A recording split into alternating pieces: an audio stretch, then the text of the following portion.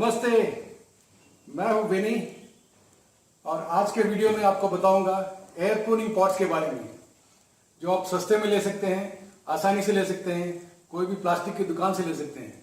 इस टाइप के पॉट्स आपको बॉन्जे सेंटर में नहीं मिलेंगे, गार्डन सेंटर में नहीं मिलेंगे, ये प्लास्टिक बेचने वाले दुकानों में ही मिलेंगे। तो मैं आपको जितने भी पॉट्स रखे हैं यहाँ पे इसका कॉस्ट बताऊंगा, कॉस्ट कंपैरिजन करूंगा और एक एक का बेनिफिट बताऊंगा आपको, ताकि आप भी ये आसानी से कर सकें। ये सारे पॉट्स मैंने सिर्फ 10 रुपये में लिए थे रोड साइड से। वो कोई दुकान भी नहीं था, एक बंदा हफ्ते में एक बार आता है, टेबल बिछा के सारा सामान बेचने लगता है। तो ऐसी जगह से लिया था मैंने और ये हैदराबाद में है। आपको दूसरे शहरों में शायद रेट अलग मिलेगा। ये कोलैंडर है 49 रुपीज़ से। ये मैंने एक सुपरमार्केट से लिया था। ये पॉट 85 रुपीज़ का है। ये भी सुपरमार्केट का है, अच्छा क्वालिटी वाला है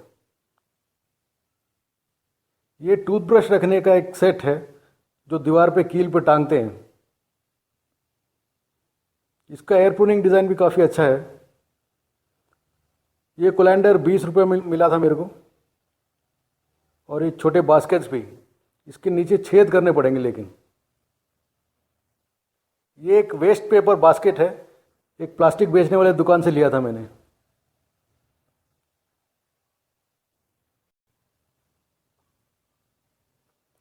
सबसे सस्ता वाला air cooling pot is a fabric pot. ये नायलॉन के पॉट्स हैं। मेरे को 30 रुपये में डिस्काउंट में मिले थे, तो मतलब 5 रुपये एक का। इसमें से मट्टी निकलता नहीं है। आप सोप डिश को भी छोटे बॉन्जे पॉट की तरह इस्तेमाल कर सकते हैं। ये 19 रुपीज़ में मैंने लिया था। इसमें 4 छेद हैं, लेकिन मेरे लिए ये बहुत कम है। मेरे को और सारे छेद करने हैं इसमें।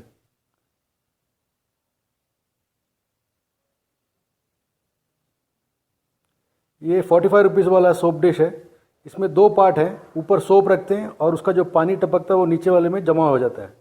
और ये छेद मैंने सोल्डरिंग गन से बनाए हैं। तो इसमें 2 पॉट हैं, तो मेरे को 2 पॉट की तरह मैं यूज़ कर सकता हूँ इसको। तो इस तरह आप सही जगह पे ढूंढेंगे और आपको सही नॉलेज है एयर कूलिंग के बारे में, तो आप सस्ते में और आसानी से एयर कूलिंग पॉट्स ले सकते हो। ये ज़रूरी नहीं है कि ये सब नर्सरी में ही मिले। अगर आपको डिज़ाइन के बारे में थोड़ा भी ज्ञान हो, आपको क्या चाहिए, साइड में होल्स होने चाहिए और नीचे भी होल्स होना चाहिए। अब नीचे होल्स नहीं तो कर सकते हैं, आप बना सकते हैं खुद बैठ के, ये ज़्यादा मुश्किल नहीं है। अब साइड पे इतने सारे होल्स बनाएंगे तो वो टाइम लगता है, बहुत मेहनत वाला काम है। और जब माल इतना सस्ते में मिल रहा है तो आपको बनाने की ज़रूरत भी नहीं पड़ेगी। बाज़ार में आप इतना बड़ा गमला लेने जाओगे, आप वो ट्रेडिशनल जो प्लास्टिक पॉट मिलता है आपको ब्लैक या ब्राउन का, ये साइज़ के इसमें देखेंगे तो आपको कॉस्ट इससे कम से कम एटलीस्ट 2 टाइम्स ज़्यादा रहेगा।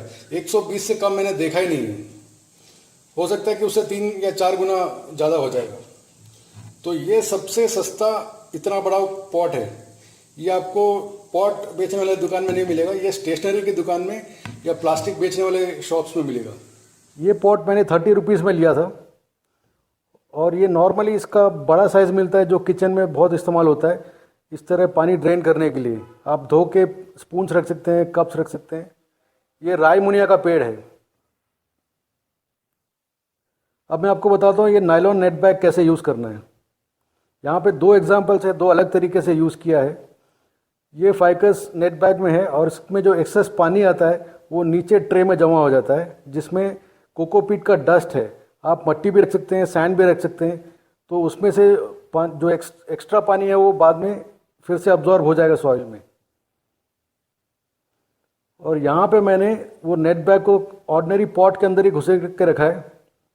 अंदर सिर्फ 2 पत्थर रखे हुए हैं, वो भी खाली वो फ्लोर का जो हाइट बढ़ाने के लिए। मेरे को ज़्यादा डीप पॉट नहीं चाहिए था। ये डिज़ाइन आप इम्प्रूव कर सकते हैं। अगर आप थोड़े बैम्बू स्टिक्स अंदर डालें तो नेट बैग और पॉट के बीच में गैप आ जाएगा, वो इससे भी अच्छा डिज़ाइन है। ये दूसरा एग्जाम्पल है अनार का, पॉमग्रेनेट बोलते हैं इंग्लिश में। इसके अंदर भी पत्थर और टाइल से रखे हुए हैं फ्लोर का हाइट बढ़ाने के लिए। ये पीपल का पेड़ है। ये पॉट इनसाइड अनदर पॉट है, एक गमले के अंदर दूसरा गमला।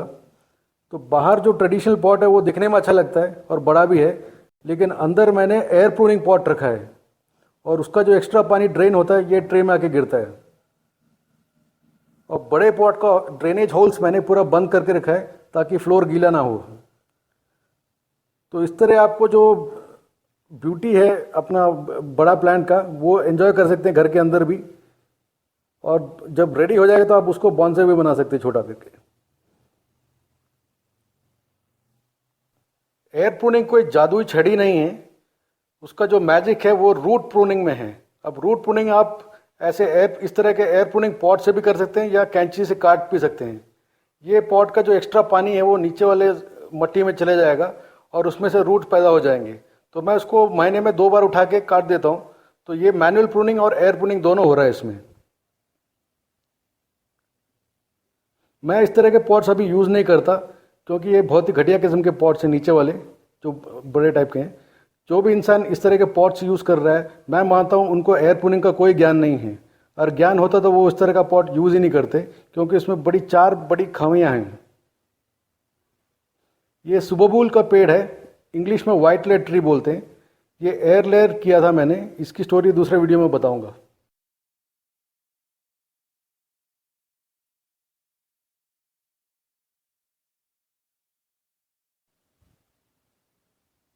नॉर्मल प्लास्टिक पॉट्स की जो क्वालिटी है वो सस्ते नेट पॉट से बहुत बेहतर है, क्योंकि ये जो सस्ते नेट पॉट्स हैं ये धूप में रखने के लिए नहीं बनाए गए हैं।